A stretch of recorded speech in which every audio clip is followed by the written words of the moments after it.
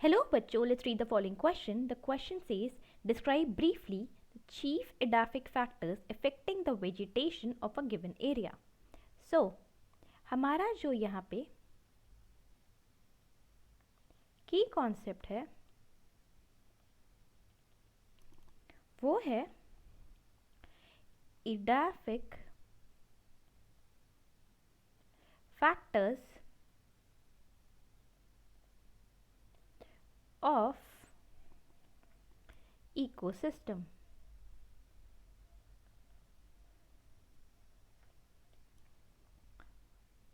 एडाफिक factors क्या होते हैं? एडाफिक फैक्टर्स एडाफिक फैक्टर्स वो फैक्टर्स होते हैं जो भी फैक्टर्स रिलेटेड हैं टू सॉइल. सॉइल से कौन कौन से फैक्टर्स रिलेटेड हो सकते हैं? पहला होता है हमारा सॉइल में बहुत इंपॉर्टेंट होता है सॉइल मॉइस्चर. दूसरा है हमारा सॉइल न्यूट्रिएंट्स. तीसरा फैक्टर है हमारा बहुत important soil temperature.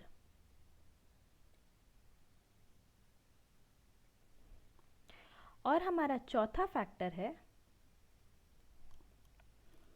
Soil organisms. सो सॉइल मॉइस्चर की अगर हम बात करें तो जनरली प्लांट्स को 40 से 60% मॉइस्चर की अवेलेबिलिटी होती है.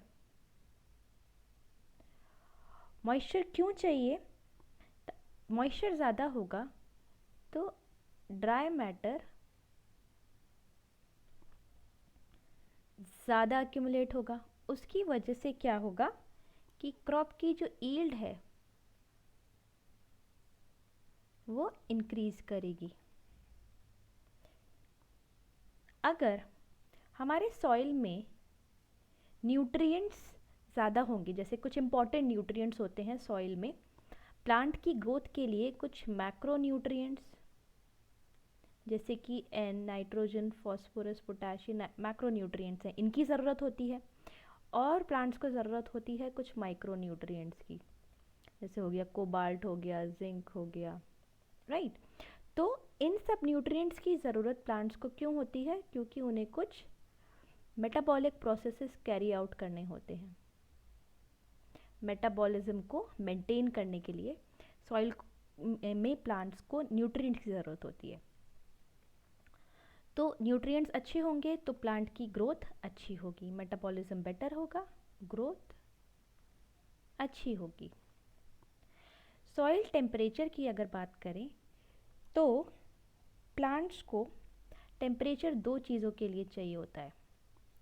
एक हमारा मेन है फ्लावरिंग, जिसको फ्लावरिंग के लिए कुछ प्लांट्स को ज़्यादा टेम्परेचर चाहिए होता है, कुछ प्लांट्स को कम टेम्परेचर चाहिए होता है, और कुछों को फ़र्क नहीं पड़ता, वो होते हैं न्यूट्रल. तो फ्लावरिंग के लिए और दूसरा टेम्परेचर चाहिए होता है जर्मिनेशन के लिए.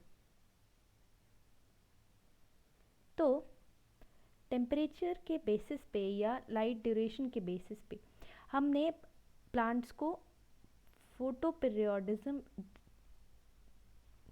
शो करते हुए देखा है कि कितना लाइट चाहिए.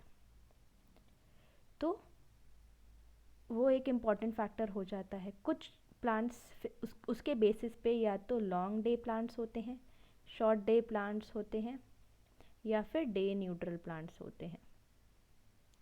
जर्मिनेशन में अगर हम बात करें तो जर्मिनेशन के लिए एट अ लिमिट, एक लिमिट तक टेम्परेचर अगर इंक्रीज होता है तो जर्मिनेशन भी बढ़ता है.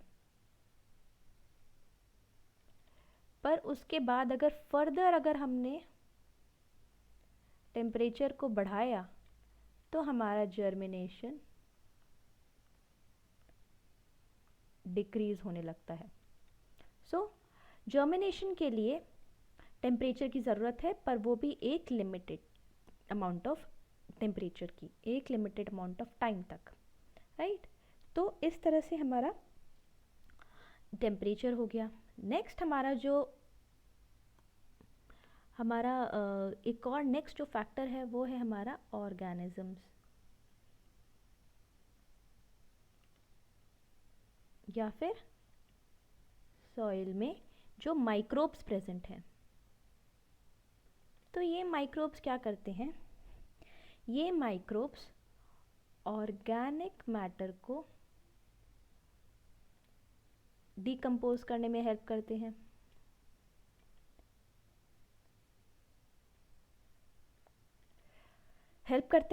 उसके साथ साथ इसी वजह से ये किसकी तरह एक्ट करते हैं, as bio fertilisers.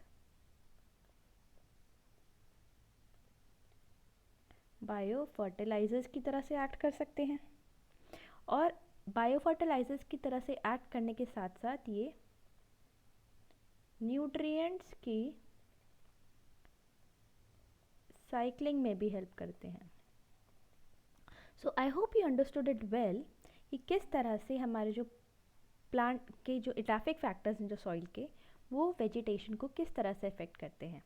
Soil moisture, soil nutrient, soil temperature, और हमने देखा soil microbes. So I hope you understood it well. All the best.